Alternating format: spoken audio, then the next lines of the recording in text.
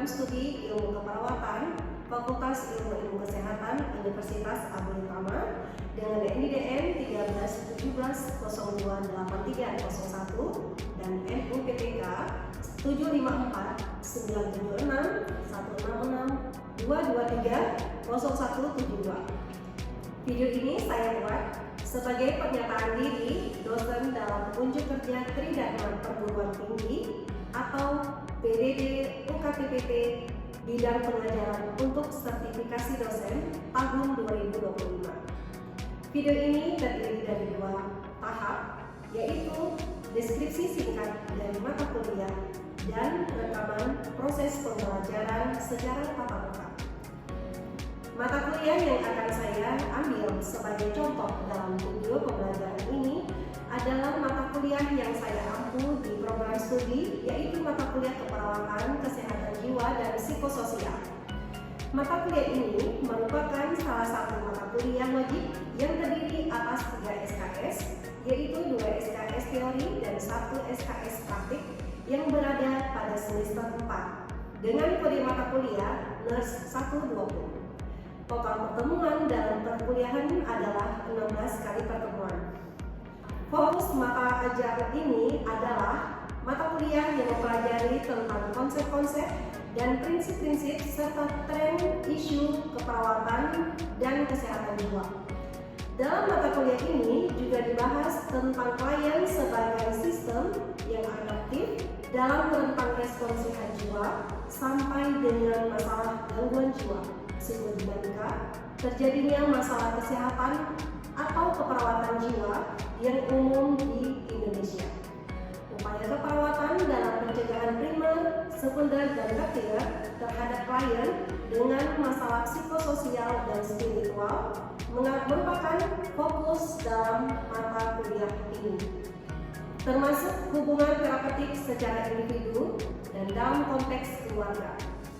Pengalaman belajar ini akan berguna dalam memberikan pelayanan ataupun asuhan keperawatan jiwa dan integrasi keperawatan jiwa pada area keperawatan lain.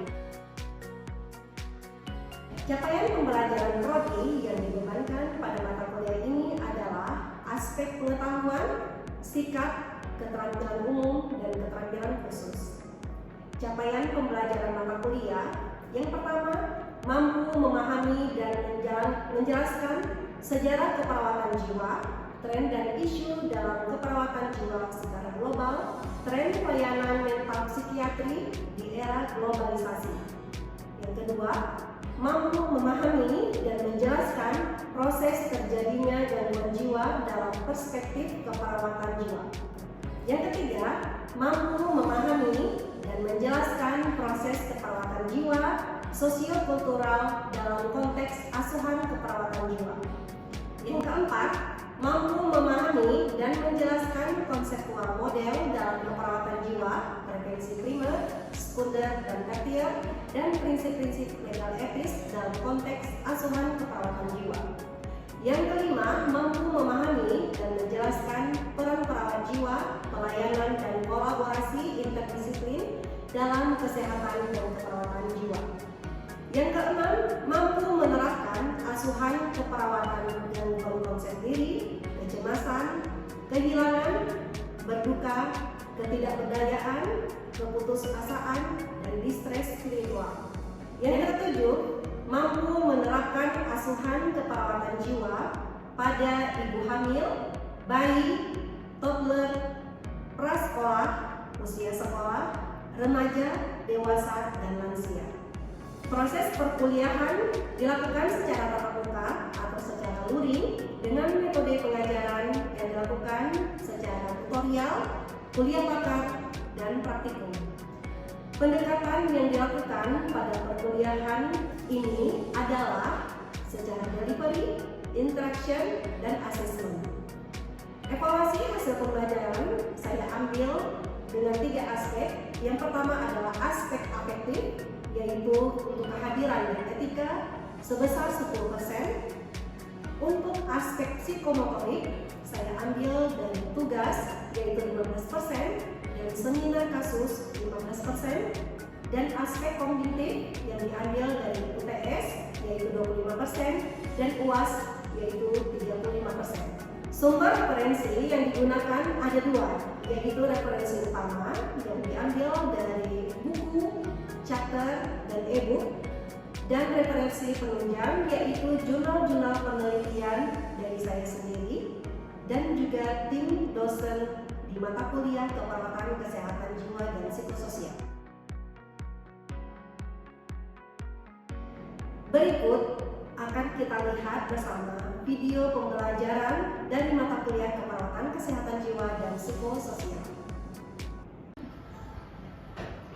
Assalamualaikum warahmatullahi wabarakatuh. Waalaikumsalam warahmatullahi wabarakatuh. Alhamdulillah, puji dan syukur kita panjatkan kehadiran Allah Subhanahu wa taala yang telah memberikan kabar hidayahnya. Kita bisa menikmati lagi udara-udara pada pagi hari ini dari Allah Subhanahu wa taala. Salawat dan salam tidak lupa pula kita sajikan kepada Nabi besar Muhammad sallallahu alaihi wasallam. Karena berkat beliau kita bisa menikmati indahnya ilmu pengetahuan seperti yang kita rasakan saat ini. Ya, bagaimana kabarnya pada siang hari ini? Alhamdulillah hari ini. Baik, sebelum kita mulai pertemuan kita pada hari ini, ada baiknya kita berdoa terlebih dahulu ya. Kita berdoa secara bersama-sama. Berdoa dimulai. Bismillahirrahmanirrahim. Rabbi shrah li sadri wa yassir li amri wahlul 'uqdatam min lisani yafqahul qawli. Rabbi zidni ilman warzuqni fahman. Raditu billahi rabba wa bil islami dina wa bi Muhammadin nabiyya wa rasulah. Amin. Ya, sebelum kita memulai perkuliahan, untuk track record nanti untuk kehadiran mohon diisi nanti ya. Baik, hari ini merupakan pertemuan yang kedua ya. Nanti kita akan masuk dengan judul materi konseptual model dalam keperawatan jiwa. Nah, sebelum materi ini kita mulai, saya ingin flashback dari materi yang telah kita masuki pada saat pertemuan kemarin ya, yaitu tentang apa kemarin? Judulnya Sejarah Perkembangan Keperawatan Jiwa. Ya. Nah, untuk sejarah perkembangan jiwa itu di dunia itu pertama sekali dari negara mana? Yunani. Kalau di Indonesia kapan? Ya. Hari ini kita masuk untuk konseptual model dalam keperawatan jiwa. Nah, kita lihat terlebih dahulu untuk definisi model konseptual keperawatan jiwa. Nampak nggak ya sampai ke belakang? Nampak ya? Yang pertama kita lihat pengertiannya itu adalah sebuah kerangka kerja yang digunakan oleh perawat untuk memahami dan memberikan asuhan keperawatan pada individu dengan masalah kesehatan jiwa tentunya ya. Nah, dari kerangka kerja ini nanti tim perawat yang bekerja dalam menangani kasus pada pasien dengan gangguan jiwa itu akan mudah terlaksana ya. Cara atau petunjuk dari berbagai sumber informasi untuk melihat dan menganalisis situasi serta tanggung jawab dan interaksi perawat dengan klien, interaksi perawat dengan keluarga klien, juga interaksi perawat dengan teman sejawat ataupun rekan kerjanya ya. Jadi nanti hasil identifikasi yang kita dapatkan melalui wawancara dengan klien ataupun dengan keluarga ataupun pendamping klien pada saat klien itu dibawa ya. Kemudian apa itu tujuan model dari konseptual keperawatan ini? Yang pertama adalah tujuannya untuk menganalisis dan mengatasi masalah kejiwaan serta memberikan intervensi yang sesuai ataupun yang tepat. Jadi dari pengkajian yang telah dilakukan ya, pengkajian itu kan ada data subjektif dan data objektif. Yang data subjektif itu bisa kita dapatkan dari pengakuan dari klien ataupun apa yang disampaikan kemudian untuk data objektifnya itu bisa kita dapatkan dari hasil pemeriksaan yang kita lakukan kepada si pasien. Ya.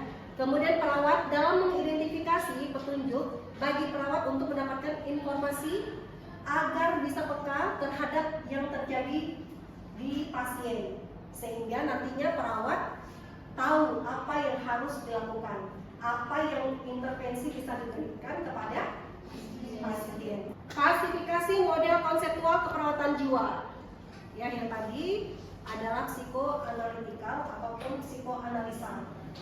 Ini namanya adalah Sigmund Freud dan Erikson, yaitu fokusnya pada pengalaman masa lalu pasien dan pengalaman masa kecilnya yang diyakini ada pengaruh perilaku, ya, yang ditampakkan pada saat dia sampai dengan usia besar, ya, usia dewasa, dan masalah kejiwaan individu. Ya. Kemudian tujuan untuk membantu individu dalam memahami konflik bawah sadar yang mendasari masalah. Ya. Jadi kalau kita lihat pasien kalau di rumah sakit itu kan sudah dengan gangguan jiwa, ya, yang dirawat itu yang sudah memiliki gangguan jiwa. Nah, pada saat melakukan pengkajian, tentunya perawat itu kan ada menanyakan riwayat penyakit masa lalu, apakah itu penyakit medis ataupun riwayat psikologis yang dialami oleh si pasien ataupun di keluarga. Ya, ini berguna ditanyakan. Jadi kita harapkan adanya kejujuran dari pasien ataupun keluarga dalam menyampaikan apa permasalahan yang dialami. Ya. Kemudian untuk model berikutnya yaitu ada model sosial. Di sini model sosial itu disampaikan oleh Kawan dengan fokusnya yaitu pada pengaruh lingkungan sosial dan budaya terhadap kesehatan jiwa individu. Ya. Tujuannya adalah untuk memahami faktor sosial seperti adanya faktor ekonomi ataupun kemiskinan, diskriminasi, ya, misalnya adanya perbedaan apakah strata sosialnya, ya, atau dari segi fisik, ya, itu terjadi diskriminasi. Kemudian dan kurangnya dukungan sosial itu dapat memicu masalah kejiwaan. Nah, kalau kita lihat berikutnya yaitu model medikal ataupun pengobatan, ya, tentunya pasien dengan gangguan jiwa itu ada pemberian obat. Jadi model medikal ini sangat penting bagi pasien dengan gangguan jiwa, ya. Kita harapkan dia tidak putus obat supaya apa, tidak terjadi lagi gangguan-gangguan emosional yang bisa kembali muncul, ya. Tujuannya adalah untuk mengidentifikasi dan mengobati, tetapi melakukan kolaborasi dengan tim medis untuk memberikan obat pada penyembuhan si pasien, ya. Kemudian model stres adaptasi. Fokusnya yaitu kemampuan individu untuk beradaptasi terhadap perubahan dan stresor lingkungannya. Ya, bagaimana lingkungan dapat menerima dia, ya, apakah dia pasien dengan gangguan jiwa yang sudah sembuh dari rumah sakit ketika dipulangkan, apakah lingkungannya itu bisa menerima atau tidak. Nah, itu juga menjadi faktor penentu. Keluarga, lingkungan sekitar rumahnya, ya, itu menjadi penentu untuk bisa sembuhnya si pada beberapa interpersonal, yaitu menurut Peplow, yaitu fokus pada kemampuan individu untuk berinteraksi dengan orang lain atau lingkungan sosial. Nah, ini bisa kalian lihat, misalnya ada yang istilah sekarang introvert, ya, malu untuk memulai pembicaraan dengan teman atau orang lain, ya, takut akan keramaian. Nah, ini dia interpersonal. Bagaimana cara kita menangani pasien-pasien dengan masalah harga diri rendah atau bahkan sampai dengan masalah isolasi sosial, ya, dia sampai mengurung diri sampai sekian lama tidak mau berbicara dengan orang lain, ya. Kemudian yang terakhir yaitu eksistensial menurut Roger, yaitu fokus pada kemampuan individu dalam menemukan jati dirinya dan tujuan hidupnya dan memiliki kebanggaan akan dirinya. Nah, kalau di sini gangguan jiwanya adalah dia tidak lagi mampu melihat aspek positif yang ada pada diri. Untuk berikutnya, prinsip-prinsip legal etis dalam konteks asuhan keperawatan jiwa, ya. Ya, tentunya dalam semua aspek ya, profesi ataupun pekerjaan itu kan ada prinsip-prinsip ataupun hukum yang tidak boleh dilanggar. Apalagi kita seorang perawat yang nantinya akan berhadapan dengan manusia. Ya, pasien atau klien itu kan manusia. Ya, jadi nanti ketika kita melakukan pelayanan itu tentunya ada prinsip-prinsip yang harus kita pegang. Ya, ada yang tahu apa-apa saja prinsip etik legal dalam keperawatan jiwa? Ada yang tahu? Salah satunya saja juga boleh. Ya, boleh. Coba Viola.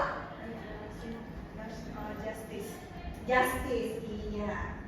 Ya, justice. Apa itu justice? Keadilan. Kita harus bisa bersikap adil tanpa membeda-bedakan pasien. Apakah dia dari strata sosial tinggi, rendah, ya? Apakah dia miskin, kaya? Itu tetap harus kita sama. Mau dia kulitnya putih, hitam, hidung mancung, pesek, tetap harus sama dalam melayani pasien. Ya, itu salah satunya ya prinsip etik legal. Nah, kita lihat dulu untuk definisi legal etik. Aspek legal etik keperawatan adalah aspek aturan keperawatan dalam memberikan asuhan keperawatan yang sesuai lingkup wewenang dan tanggung jawab pada berbagai tatanan pelayanan, termasuk hak dan kewajiban yang diatur oleh undang-undang. Jadi ketika nanti kalian sudah berprofesi sebagai perawat yang memang bekerjanya di bagian pelayanan, tentunya prinsip-prinsip ini harus dipegang penuh, tidak boleh dilanggar, ya. Nah, yang pertama kita lihat yaitu ada prinsip autonomi. Apa itu autonomi? Yaitu mampu berpikir logis dan mampu membuat keputusan sendiri. Autonomi ini bisa perawat jelaskan terlebih dahulu sebelum memberikan tindakan keperawatan kepada pasien. Kemudian yang kedua, berbuat baik atau beneficence. Hanya melakukan sesuatu yang baik, ya. Sesuatu yang baik itu yang pada saat ketika misalnya perawat ini berada di rumah sakit, melihat pada saat makan siang pasien-pasiennya itu ada yang bertengkar sesama teman di kamar ini, nanti akan dipisahkan dan diberikan seperti punishment, yaitu mengatakan dia akan dikurung, baru akan dikeluarkan dari kamarnya apabila dia sudah tenang. Pasien itu melukai, ya. Kemudian yang keadilan ataupun justice dibutuhkan untuk terapi yang sama dan adil terhadap orang lain. Ini yang tadi sudah saya jelaskan, tidak boleh ada melakukan perbedaan antara pasien yang satu dengan yang lain, ya. Kemudian yang keempat yaitu tidak merugikan atau non-malefficiency, ya. Tidak menimbulkan bahaya ataupun cedera fisik dan psikologis bagi si klien. Contohnya ini misalnya ada pasien yang kurung, ya, tidak diberi makan, mungkin hanya diberi makannya 1 hari sekali. Kalau sudah sampai diikat, nah itu kan sudah termasuk ini ya melanggar, karena itu bisa melukai si pasien, ya. Kejujuran atau veracity, menyampaikan kebenaran pada setiap klien dan meyakinkan bahwa klien itu sangat mengerti. Ya, veracity ini diharapkan pada saat pengkajian antara klien ataupun keluarganya itu mampu menjelaskan secara jujur apa yang dialami oleh si klien. Accountability atau akuntabilitas, tanda yang pasti bahwa tindakan seorang profesional itu dapat dinilai dalam situasi yang tidak jelas atau tanpa terkecuali. Ketujuh, kerahasiaan. Aturan dalam prinsip kerahasiaan adalah informasi tentang klien yang harus dijaga privasi. Ya, jangan sampai ada orang lain tahu apa yang disampaikan kepada kita oleh klien ataupun keluarga, itu jangan sampai kita sampaikan lagi ke orang lain yang tidak berkepentingan. Kemudian yang terakhir yaitu menepati janji ataupun fidelity, yaitu menghargai janji dan komitmen terhadap orang lain. Nah, kita lihat untuk hak-hak pasien dalam legal etik. Yang pertama, pasien pasien berhak atas pelayanan yang manusiawi, adil dan bermanfaat. Ya. Kemudian pasien berhak memperoleh informasi mengenai tata tertib dan peraturan yang berlaku pada saat dia misalnya dirawat di rumah sakit tersebut. Ya. Kemudian pasien berhak memperoleh informasi tentang hak dan kewajibannya. Ya. Kita menuntut hak dia untuk patuh minum obat. Kemudian pasien berhak memperoleh pelayanan medis yang bermutu sesuai dengan standar operasional prosedur tanpa diskriminasi. Ya. Kemudian pasien berhak mendapatkan privasi dan kerahasiaan penyakit yang diderita termasuk data-data medisnya. Ya. Jadi itu jangan sampai tercecer. Ya, makanya status itu tidak boleh sembarangan orang yang pegang. Ya. Hanya orang yang berkepentingan di bagian itu yang pegang. Ya. Pasien berhak mendapatkan informasi, apakah itu sebelum melakukan tindakan perawatan, itu sudah kita jelaskan kepada pasien. Ya. Pasien berhak didampingi oleh keluarga dalam keadaan. Kemudian hak pasien berikutnya adalah pasien berhak mengajukan atau usul saran perbaikan dan kemajuan atas pelayanan. Kemudian pasien berhak menyetujui untuk menolak atas tindakan yang akan dilakukan oleh petugas sehubungan dengan penyakit yang diderita tersebut. Kemudian pasien berhak mendapatkan kepastian dalam pelayanan, berhak meminta konsultasi tentang penyakit yang dideritanya. Yang tidak. Kemudian pasien berhak untuk beribadah. Nah, kalau di Aceh, rumah sakit jiwa kita itu walaupun pasiennya dengan gangguan jiwa, pernah ada yang pergi ke rumah sakit jiwa? Belum. Ya. Itu kalau di rumah sakit jiwa merawat inapnya, ketika waktu sholat wajib, zuhur, asar, maghrib. Kalau maghrib saya nggak lihat, tetapi kalau zuhur, asar itu saya sebenarnya tidak. Memang mereka tidak wajib ya, tetapi kita kan untuk mengarahkan ke arah spiritualnya, ya, supaya dia selalu mengingat akan Tuhan ataupun penciptanya. Itu mereka sholat berjamaah. Ada yang menjadi imam, walaupun ada juga satu dua alasan sakit kaki lain. Berdoa diajarkan itu, berdoa pada saat sebelum makan itu diajarkan juga di sana. Ya. Kemudian pasien berhak untuk menuntut dan dituntut. Nah, kalau seandainya ada kasus yang didapatkan, jadi nanti bisa kita dituntut oleh keluarga ataupun klien, ataupun kita bisa menuntut. Ya. Oke, sampai di sini ada yang bertanya?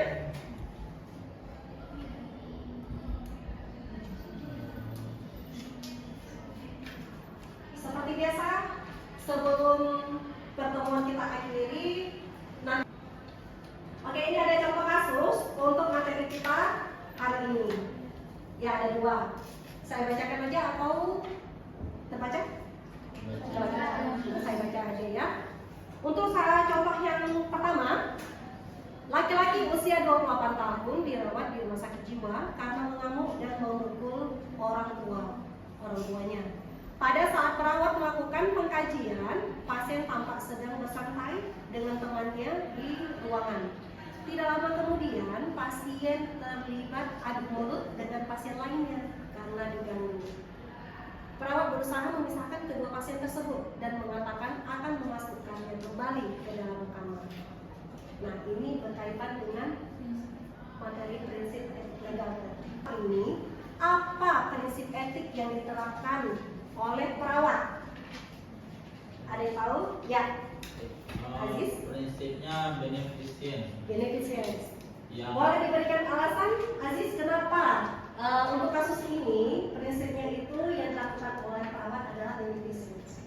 Untuk karena memberikan manfaat bagi pasien dan melakukan kebaikan agar tidak terjadi perkelahian. Iya, benar sekali. Ya, berikan tepuk tangan dulu. Berarti Aziz ada menyimak untuk materinya, ya. Karena di sini kita lihat kasusnya itu adalah terjadi pertengkaran, ya, di sebuah ruangan rawat inap, di mana pasien ini bertengkar pada saat jam makan.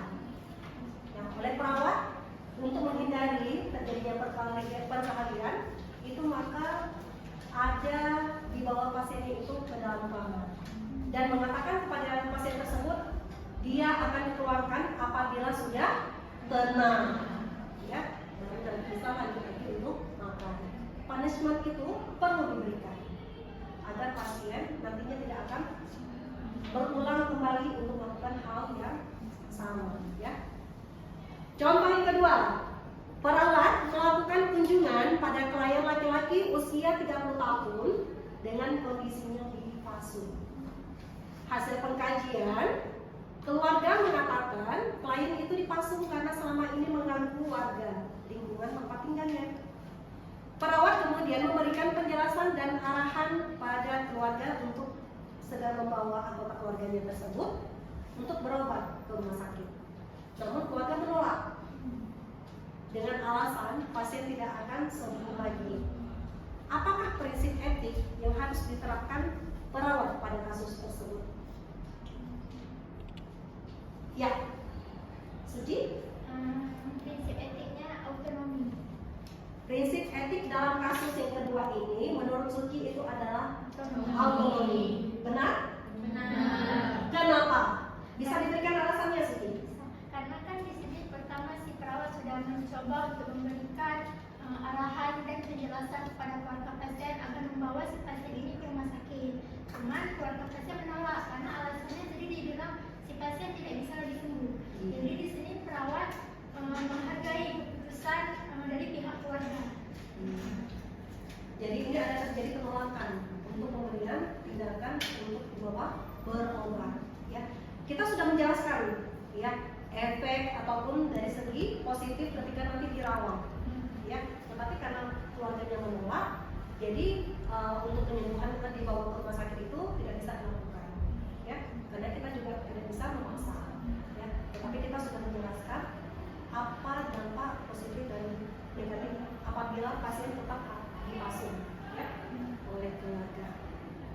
Terima kasih kepada Suci, kita berikan tepuk tangan.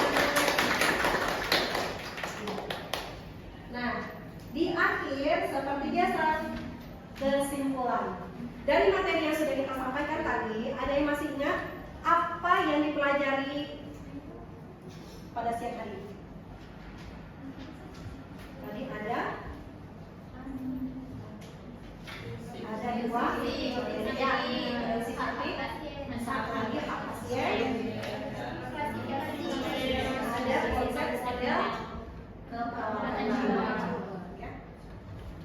Nah, nanti akan saya berikan dalam bentuk soal seperti soal kasus tadi, ya.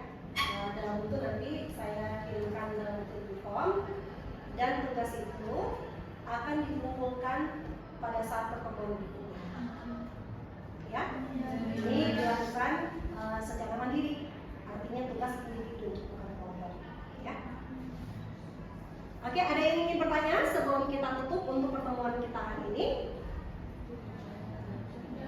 Tidak ada.